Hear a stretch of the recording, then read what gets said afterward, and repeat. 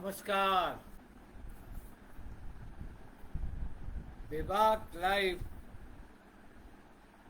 के इस साप्ताहिक कार्यक्रम में आप सबों का स्वागत। और आप लोग कनेक्ट होइए और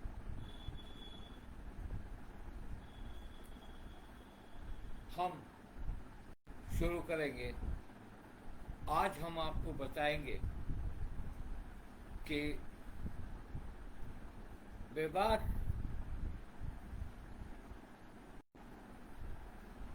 के पक्ष, सत्ता पक्ष और विपक्ष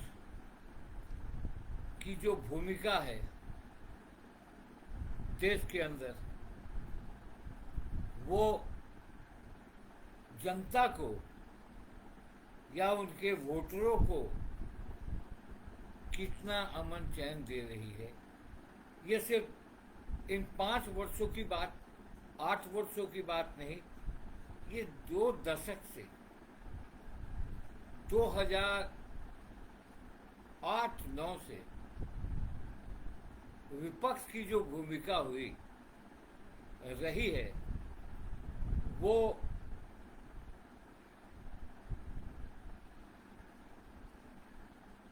और सत्ता पक्ष की भूमिका जो रही है, वो दोनों आम जनता को कहां तक राहत पहुंचा रही है और किस बिंदुओं पर, किस विषय पर हम संसद के अंदर, संसद के बाहर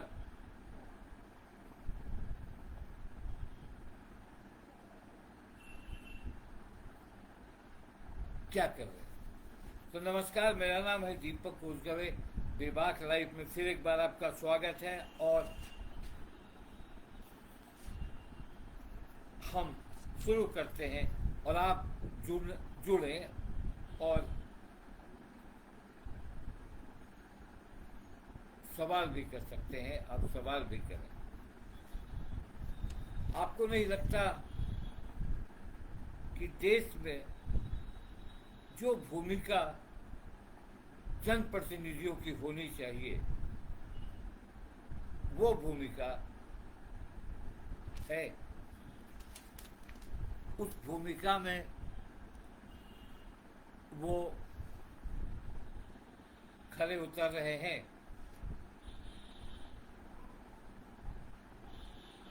तो शुरू करते हैं। इधर के आपको लगता है कि संसद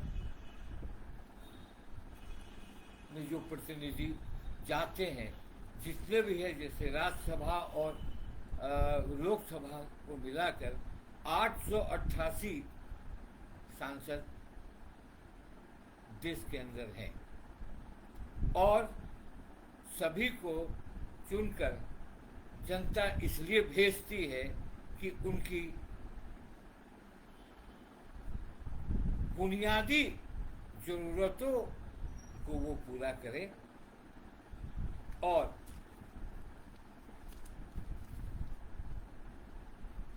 आपको विकास के मुद्दे पर, बेरोजगारी के मुद्दे पर,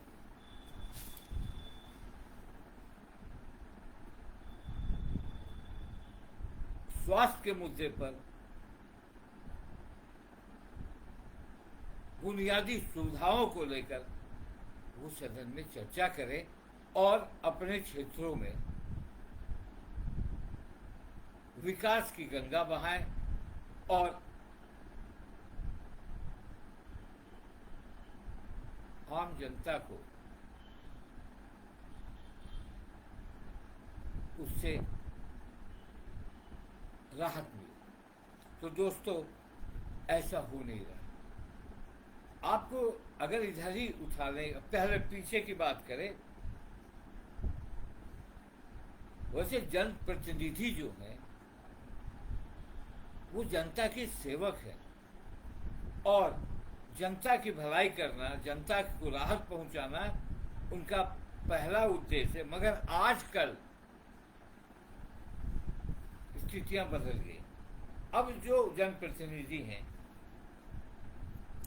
सेवक नहीं सेलिब्रिटी हो गए। जनप्रतिनिधि का जो का रहन सहन है और जिस तरह से वो अपनी जिंदगी जीते हैं उसकी कल्पना एक आम नागरिक अपने जीवन में कभी नहीं कर सकता, जो उनको वोट देकर जिता के संसद में पहुंचाता है।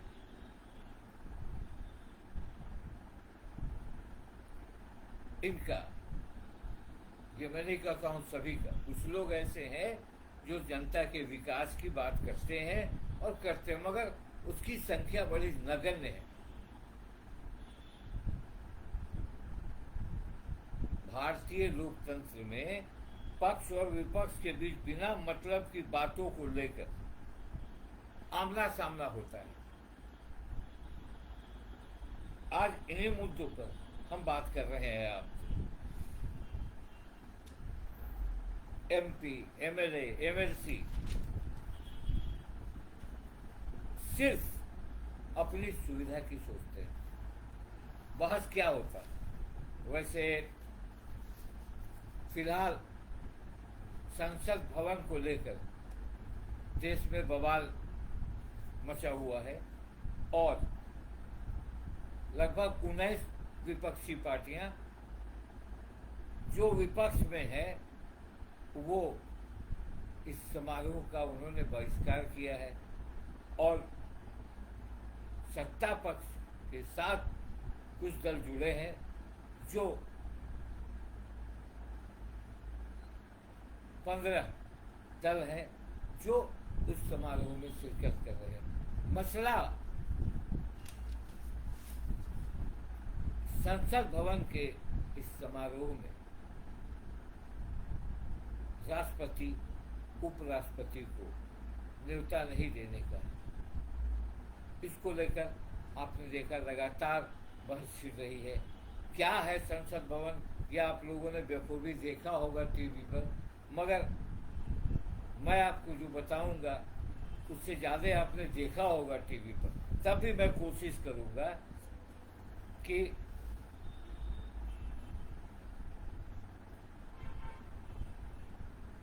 ये जो मामला है वो एक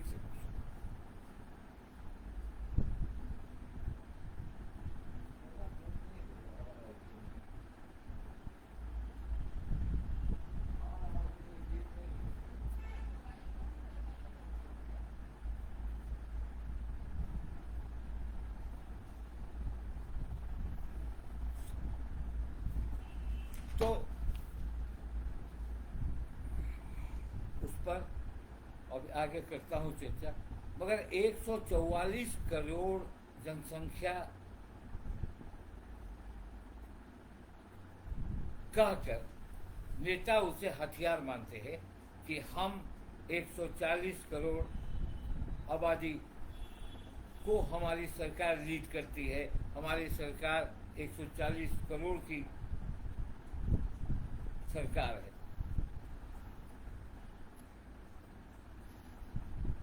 आम जनता जहां गरीबी, भूखमरी, बेरोजगारी से तंग होकर जिंदगी जीने के लिए संघर्ष करते हैं और दुनिया भी छोड़ देते हैं, मगर जिन्हें चुनकर आप भेजते हैं संसद में, उसकी जिंदगी आप देख सकते हैं कि उनके पास दुनिया की सुविधाएं, सारी सुविधाएं लैस से वो लैस।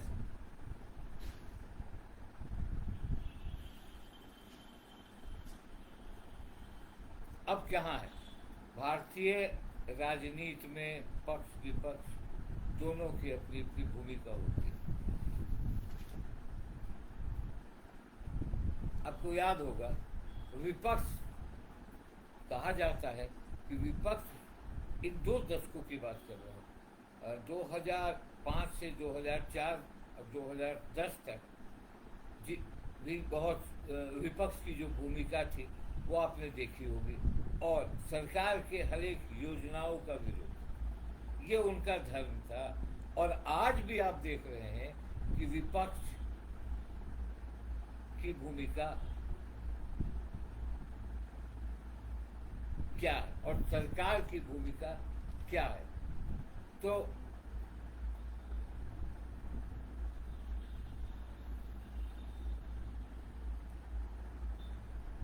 सरकार का भी जो रवैया है वो रवैया विपक्ष से मिलकर, विपक्ष के साथ चलकर, उनकी सलाह से सरकार चलाने का दिखता नहीं। वहीं विपक्ष का काम है सरकार की कमियों को उजागर करना, सरकार के सारे जो काम है उसको त्वरित गति से कराने के लिए राजनीति लिखते हैं, बहुत हो गया, अब क्या हो गया। तो ये सारी चीजें आज के भारत जैसे लोकतंत्र वाले देश में ये सब हो रहा है। आपने देखा विपक्ष सरकार, आज की तारीख में कोई समन्वय नहीं सरकार और विपक्ष में। सरकार भी एक कदम आगे बढ़े, विपक्ष को भी एक कदम आगे बढ़ाने के लिए प्रेरित करे, जो दिखता नहीं। तो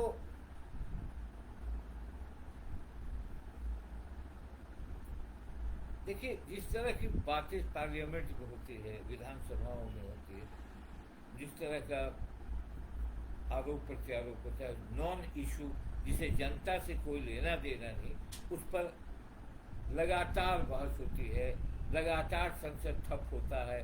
जब भी वो कोई भी मामला हो, 370 का मामला हो, जातीय जनगणना का मामला हो, चाहे और भी मामले हो, भ्रष्टाचार का मामला हो, ये सारी चीजों को लेकर संसद ठप होता है, संसद नहीं चलता है। आपने देखा होगा अदानी के इशू पर अगर पूरे सत्र का बहिष्कार हुआ और पूरा सत्र नहीं चला, क्योंकि सरकार ने जवाब नहीं दिया, सरकार ने उस पक्ष को जवाब नहीं दिया, विपक्ष उस मुद्दे को पकड़कर पूरे एक साल, 1 महीने के का जो सत्र था वो इसी तरह से बहुत सारे इशू है, जिस इशू से न बेरोजगारी को मतलब है, न भूखमरी को मतलब है, न रोजगार को मतलब है। तो फिर ऐसा क्यों हुआ? संसद में आज संसद भवन का उद्घाटन हुआ है कि चर्चा करता हूँ आगे।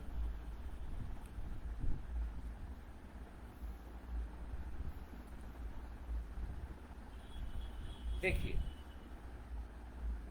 जब तक हमारे जनप्रतिनिधि आम जनता के हितों के रक्षा के लिए काम नहीं करेंगे, तब तक आम जनता, मैं किसी दल का हूँ, अगर आपको कोई दल चुन कर भेजता है तो आपका पहला काम है कि जमीनी स्तर पर आप काम करें। पहले के ज़माने में मैं देखता था, अभी हाल फिलहाल में भी देखा हूँ कि बहुत सारे MP ऐसे हैं जो अपने क्षेत्र के विकास के लिए काम करते हैं, मगर 90% ऐसे लोग हैं जो सिर्फ सुविधाओं की बात करते हैं।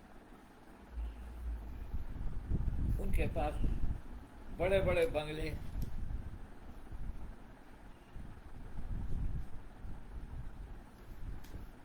विपक्ष संसद में जाएंगे कि नहीं जाएंगे, क्या त्याग पत्र देंगे, मगर सरकार का भी ये जो फैसला है कि राष्ट्रपति, उनकी मांग है राष्ट्रपति और उपराष्ट्रपति, राष्ट्रपति को बुलाना, तो राष्ट्रपति को न्योता नहीं दिया गया है और राष्ट्रपति के जगह पर राज्यसभा के डिप्टी स्पीकर श्री हरिवंश जी ने उनका भाषण पढ़ा। ये एक सोचने वाली बात है, और ये मैं नहीं कहता कि विपक्ष को वहाँ जाना चाहिए, विपक्ष का अपना निर्णय है। विपक्ष चाहेगी तो जाएगी, नहीं चाहेगी उन्हें त्यागपत्र, अगर नहीं रहे तो सभी को त्यागपत्र भी दे देना चाहिए। मगर इस बहाने विपक्ष भी बहाना खोजता है। विपक्ष ने एक बहाना खोजा है जिससे वो नरेंद्र मोदी के खिलाफ एक टोली बना सके और आने वाले चुनावों में उन्हें परास्त करने की कोशिश करे। ये मैं नहीं कहता हूँ कि आने वाले चुनाव में वो परास्त कर देंगे, मगर आज संसद में प्रधानमंत्री नरेंद्र मोदी का भाषण चल रहा था और उधर धरने पर बैठे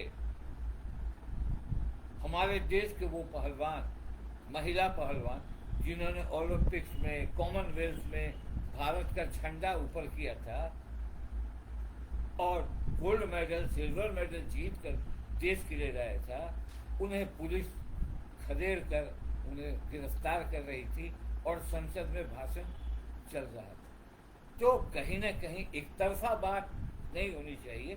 मैं ये नहीं कहता कि विपक्ष क्या करेगा। विपक्ष की भूमिका, जब बीजेपी विपक्ष में थी तो आप लोग देखिए 2G 3G जितने भी मामले होते थे उससे संसद ठप होता था और उससे जनता को कुछ लेना देना नहीं था। विपक्ष की भूमिका जो भारत में हो गई है वो विरोध की भूमिका हो गई। मैं ये नहीं कहता कि विपक्ष भी बहुत ही सही काम करता है। विपक्ष के साथ भी कभी ऐसे मुद्दे होते हैं जिस मुद्दे का कोई लेना देना नहीं होता, मगर विपक्ष को अगर आप साथ लेकर नहीं चलते हैं तो, या साथ वो नहीं चलना चाहते हैं तो लोकतंत्र के लिए खतरा है। आप देखिए, ये नहीं, आज इतनी बड़ी बात हो रही है, एक संसद भवन बन रहा है, उसका उद्घाटन हो रहा है और उसी बीच हमारे देश के गोल्ड मेडल जीतने वाले पहलवानों पर पुलिस ने जो बर्बरता दिखाई है, ये भी इसको भी चंदन जी, इसे भी कंडेम तो जरूर करना चाहिए। मैं तो ये कहना है कि मेरा ये कहना है कि आज के MP MLA MLC बड़े बड़े बंगलों में रहते हैं, बड़ी बड़ी गाड़ियां हैं, चार्टर्ड प्लेन से चुनाव का सर्टिफिकेट लेकर दिल्ली जाते हैं। अगर मान लीजिए सुदूर डिस्ट्रिक्ट में है, चुनाव जीत गए हैं, सर्टिफिकेट लेकर उनके लिए बड़ी कंपनी का चार्टर्ड प्लेन आता है, वो ले जाता है। और आम जनता, मैं ये कहना चाह रहा हूँ आपको, मैं ये नहीं कहना चाह रहा हूँ कि जनता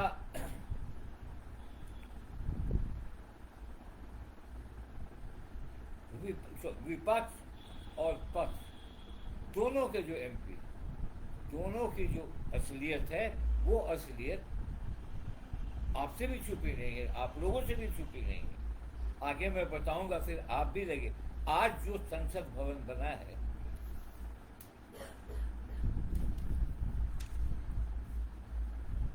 वो देश की जनता के टैक्स के पैसे से बना है और न किसी भी MP फंड से नहीं बना। और आपको पता है कि जो जनता टैक्स देती है उसका पैसा बना है, उसके पैसे से बना है। और जो MP और MLA हैं उन पर टैक्स नहीं लागू होता है तो उनका पैसा उसमें नहीं लगा। ठीक है, प्रधानमंत्री ने उस चीज़ को बनाया है, बहुत जल्दी उसका उद्घाटन भी किया और न ही उन्होंने विपक्ष को मनाने की कोशिश की, न ही कुछ कदम बढ़ाया और विपक्ष भी अड़ा रहा। विपक्ष की एक ही मांग थी कि राष्ट्रपति, क्योंकि देखिए विपक्ष के साथ भी एक प्रॉब्लम है, उन्होंने कहा राष्ट्रपति का अपमान। मगर जब राष्ट्रपति द्रौपदी मुर्मू राष्ट्रपति पद की चुनाव लड़ रही थी तो उनके खिलाफ उन्होंने क्यों, एक आदिवासी के खिलाफ उन्होंने क्यों उम्मीदवार उतारा था, ये भी सवाल है। और ये सवाल इसलिए है कि आज की तारीख में ये सवाल उठता है कि भाई आप आज इस बात को सपोर्ट कर रहे हैं कि आदिवासी महिला राष्ट्रपति के साथ प्रॉब्लम, राष्ट्रपति का अपमान हुआ है, तो उस समय भी तो इस चीज को सत्ता पक्ष आगे लेके बढ़ती है, कहती है कि भाई सरकार ने भी तो ऐसा ही किया था, वो विपक्ष ने तो ऐसा ही किया था। देखिए अब ये सवाल भटक रहा है, और उस भवन का शिलान्यास हो गया। अब उस सारे सदस्य को संबोधित किया। देखिए पार्लियामेंट का अगर ज्वाइंट सेशन होगा तो ज्वाइंट सेशन में संविधान की जो सबसे प्रथम नागरिक होती है वो राष्ट्रपति होते हैं। ठीक है, आपने जिद में नहीं बुलाया, आपने जो भी किया, आप चाहते थे कि मैं इसका उद्घाटन करूं, तो ये अलग बात है, मगर राष्ट्रपति और उपराष्ट्रपति इसके हकदार, राष्ट्रपति इसके हकदार थे। प्रधानमंत्री भी हूँ, प्रधानमंत्री ने भी वहाँ पे इसकी पहल की थी, और इसको बनाने की पहल नरसिम्हा राव के मंत्रिमंडल से हुआ था। हालांकि उन्होंने इसको कार्य रूप नहीं दिया था। उस समय Ghulam Nabi Azad parliament affairs minister थे, नरसिम्हा राव की सरकार थी, और शिवराज पाटिल अध्यक्ष थे। उस समय ये चर्चा हुई थी कि हाँ ये बनना चाहिए, और बनना भी चाहिए, क्योंकि जैसे जैसे जनसंख्या बढ़ेगी वैसे वैसे सीटों की संख्या बढ़ेगी, और जब सीटों की संख्या बढ़ेगी तो सीटों की संख्या बढ़ने के लिए बड़ा हॉल होना ही चाहिए था। मगर ये समारोह का विरोध होना एक ऐसे मुद्दे पर राष्ट्रपति को क्यों नहीं बुलाया गया, ये विपक्ष का भी मुद्दा था, विपक्ष को भी मुद्दा था। मगर मुद्दा बनाकर उन्होंने विपक्षी एकता को मजबूत करने के लिए अपना स्ट्रेंथ भी देखा कि मेरा स्ट्रेंथ कहाँ पर आता है। तो जो एमपी हैं उनको क्या लेना देना है जनता से। आज किसी भी क्षेत्र के एमपी किसी की आज बेरोजगारी तो है, ये मान नहीं सकते। अगर आप कहते हैं कि बेरोजगारी नहीं है तो ये भाई ये मैं नहीं कह सकता कि आप किस मानसिकता से कहते हैं। बेरोजगारी है, विकास का काम है, गरीबी है, भूखमरी है। सिर्फ मुफ्त में अनाज दे देने से काम तो होगा नहीं। ठीक है, आप मुफ्त में अनाज दे दें, वो भी जनता के पैसे का अनाज है, तो किसी को बहुत रहम कोई नहीं कर रहा है कि मैं दे रहा हूँ। चाहे विपक्ष कहता है कि मैंने दिया या सत्ता पक्ष कहती है कि मैंने दिया, तो ये नहीं दे रहा है।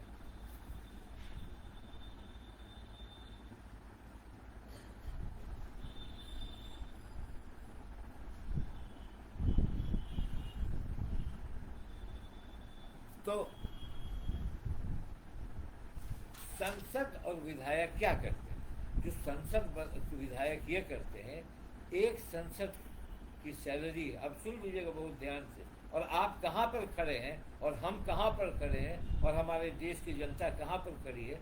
यहाँ पर संसद में इस मुद्दे पर कोई चर्चा नहीं होती कि भाई इस पर कटौती की जाए या इसको टैक्स पेयर बनाया जाए। इस पर और लगातार बढ़ते जाता है। एक सांसद की सैलरी 1,50,000 यानी सालाना 18,22,000 का पैकेज।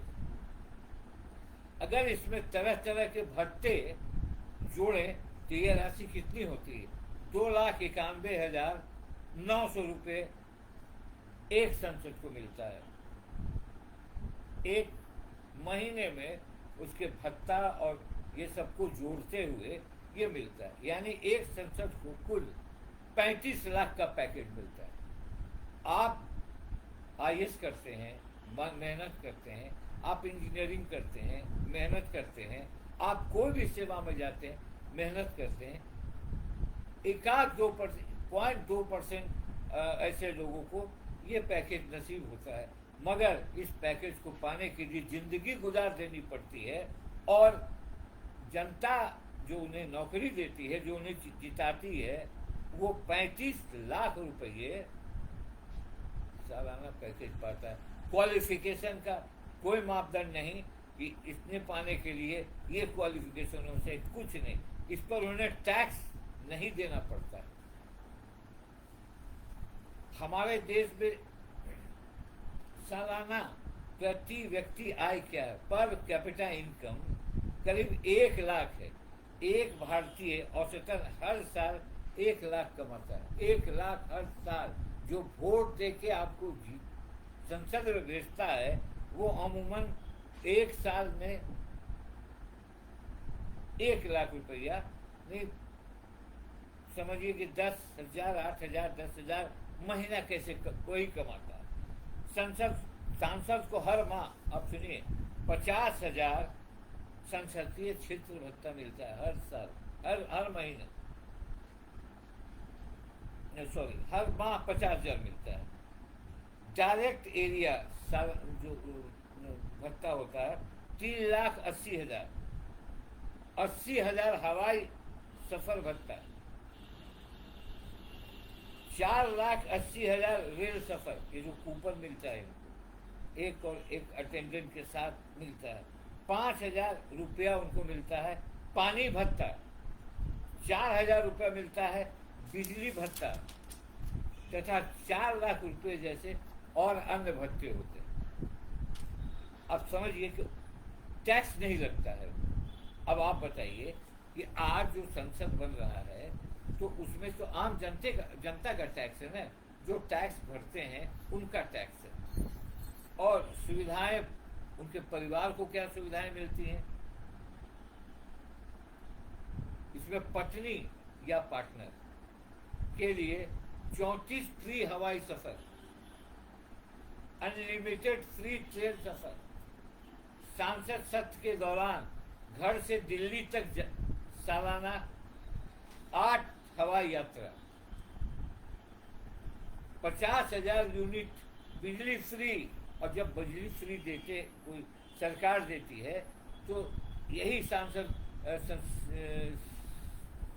सदन में हल्ला करते हैं कि भाई फ्री देकर क्या करना है, फ्री, इस पर कटाक्ष करते हैं। तो उन्हें 50,000 यूनिट बिजली फ्री मिलती है, 1,70,000 का फ्री कॉल,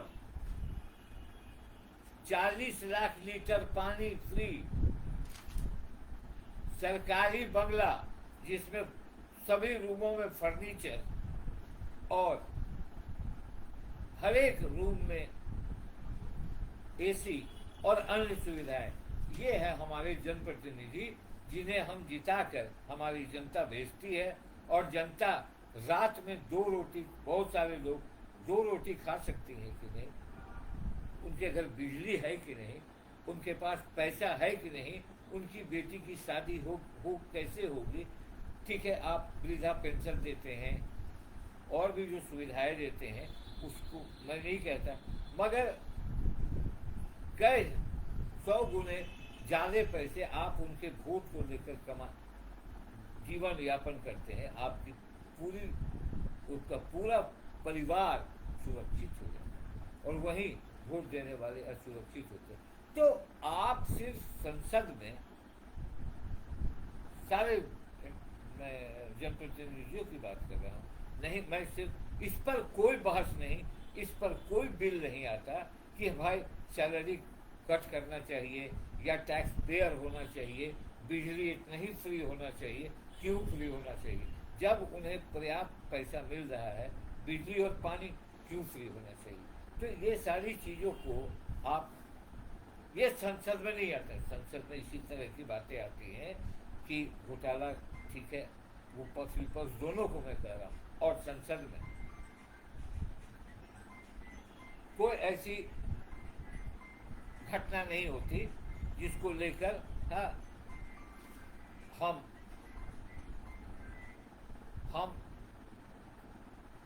कोई सार्थक बहस करें। अभी ये देखिए बहस हो रही है, बहुत सारी बहसें आपने देखी, आपको मैंने उदाहरण दिया, बहुत सारे हैं उदाहरण, आप देख लेंगे संसद में, जमीन पर, सड़कों पर, कोई जनता से रिलेटेड नहीं। वो वोट बैंक की राजनीति पूरी तरह हावी है हर दल में। कोई वोट बैंक में इजाफा करता है, कोई वोट बैंक कम है तो उसको बढ़ाना चाहता है। तो ये सारी बातें, और सांसद में जो खर्च हुआ है वो 971 करोड़ खर्च हुआ है। ये खर्च आपको सरकार का नहीं है, ये आम जनता का पैसा है। 888 सीट संसद में होंगे, जो ये हॉल है, और अभी जो कैपेसिटी है उसमें 1272 सांसद बैठ सकते हैं, मगर अभी 888 सीट है। 64,500 वर्ग मीटर क्षेत्रफल में उसको बनाया गया है, 4 मंजिले इमारत।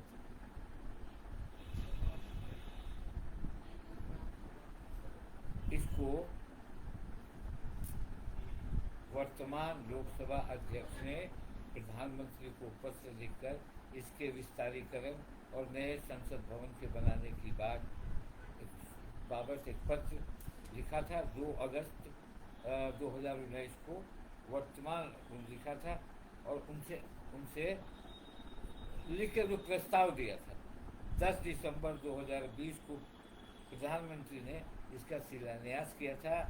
इस समय संसद के अध्यक्ष ओम बिरला और राज्यसभा के डिप्टी स्पीकर हरिवंश नारायण सिंह, जो जनता दल यूनाइटेड के कोटे से राज्यसभा में वो के थे। 15 जनवरी 2021 को काम शुरू हुआ था और आज उसका विधिवत उद्घाटन हो गया। बहुत सारी बातें हैं, ये इस पर मैं चर्चा नहीं करना चाहता अभी, मगर मेरा ये कहना है, कहते हैं हर भारतीय गौरव से भरा हुआ है, परंतु उसी का पैसा लगा हुआ है, मैं कहता हूँ। और ये नई परंपरा हो गई है कि मैंने ये काम किया, विपक्ष भी बताएगा कि मैंने ये काम किया। अरे आप काम कीजिए, मगर आप जनता के प्रतिनिधि हैं और अपने रख रखाव देखिए। और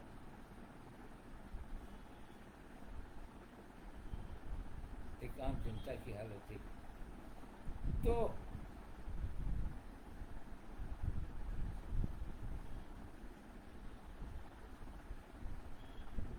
देखिए, आपने बहुत टीवी चैनल में भी प्रधानमंत्री के इस कार्यक्रम को देखा होगा, उनके भाषण को भी सुना होगा, अभी चल ही रहा होगा, क्योंकि मैंने आज 1 घंटा पहले इसलिए किया कि आज भी एक ऐसा इवेंट है जो बहुत लोग उसमें IPL देखेंगे, मैच देखेंगे, तो मैंने समझा कि आज मैं आप लोगों से बातचीत करूं।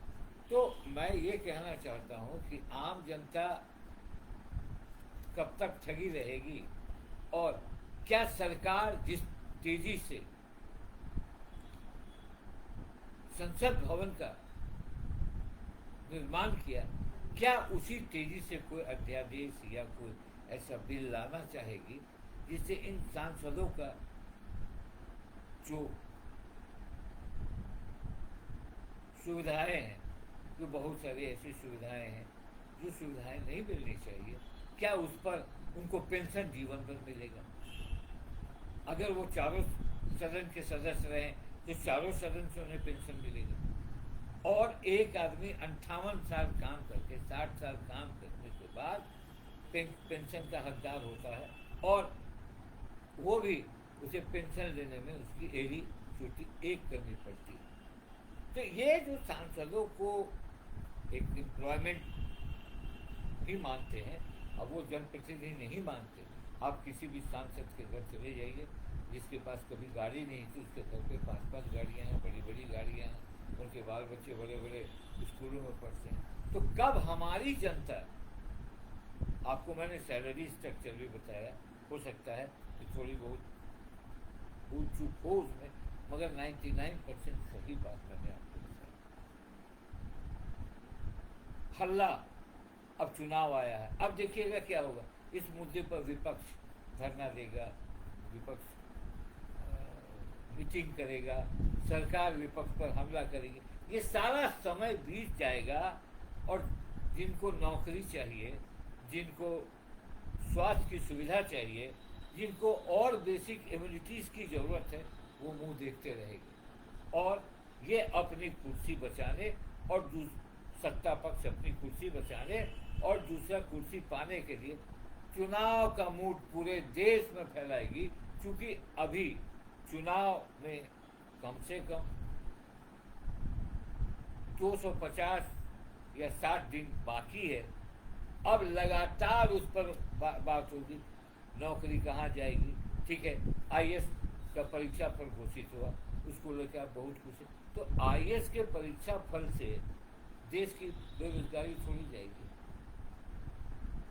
आईएएस के रिजल्ट से या अन्य रिजल्ट से हमारे गांव में भूखमरी जो बच्चे पढ़ नहीं पा रहे हैं, जो कुपोषण के शिकार है, बहुत सारी ऐसी बातें। कोई एमपी उस डीप रूट पर नहीं जाता है जहां उनको जाना है।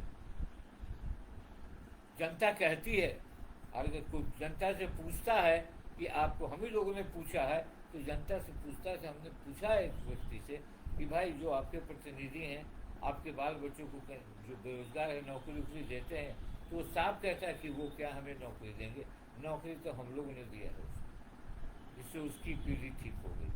तो मुझे ये कहने में जरा भी गुरेज नहीं कि इस पॉइंट पर सरकार अगर ट्रांसपेरेंट है, विपक्ष भी, क्योंकि विपक्ष में भी एमपी, ये दोनों इस मामले में जिसको कहते हैं कि आपस में मिले हुए हैं, ये मुद्दा आने नहीं देते कि किस तरह से अगर जैसे पंजाब सरकार ने एक पेंशन कर दिया, वहाँ पे जो भी प्रतिनिधि होंगे चाहे किसी हाउस के होंगे, उन्हें एक पेंशन मिलेगा। क्या पार्लियामेंट में एक पेंशन लागू होगा? क्या पार्लियामेंट में अगर कोई सदस्य चारों लोकसभा, राज्यसभा, विधानसभा, विधान परिषद का सदस्य रहा, क्या वो चारों का पेंशन पाएगा या एक का पाएगा? इस पर से भी एक बिल आना चाहिए। सिर्फ संसद बना देने से, सिर्फ हम लोग विरोध कर देने से सरकार का, और जिस सरकार विपक्ष को खेल ले, इससे बात नहीं बनती। तो आज मैंने साप्ताहिक प्रोग्राम था बेबाक लाइव का, जितने लोग जुड़े और जो हमारा वीडियो देखेंगे, तो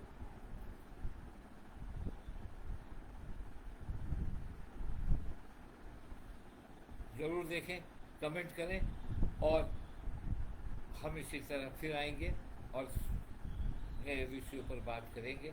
मगर ये विषय मुझे बड़ा मौजूद लगा। हर एमपी को मैं देखता हूँ, मैंने भी देखा है बहुत एमपी, बहुत सारे लोग। एक एमपी हैं भागलपुर के थे, रामजी प्रसाद सिंह, प्रोफेसर गांधीवादी, उन्हें देख कर कोई नहीं कह सकता है कि वो कभी एमपी रहे होंगे। हवाई चप्पल पहनकर सादगी भरा जीवन और जनता के बीच वो रहे हैं। ऐसे एमपी की जरूरत है जो जनता के लिए बनाए गए, ये सारे मुद्दे के लिए नहीं बनाए गए, जनता के लिए बनाए गए। तो इसी के साथ आज का ये कार्यक्रम मैं समाप्त करता हूँ। फिर मिलूँगा नए विषय के साथ। नमस्कार।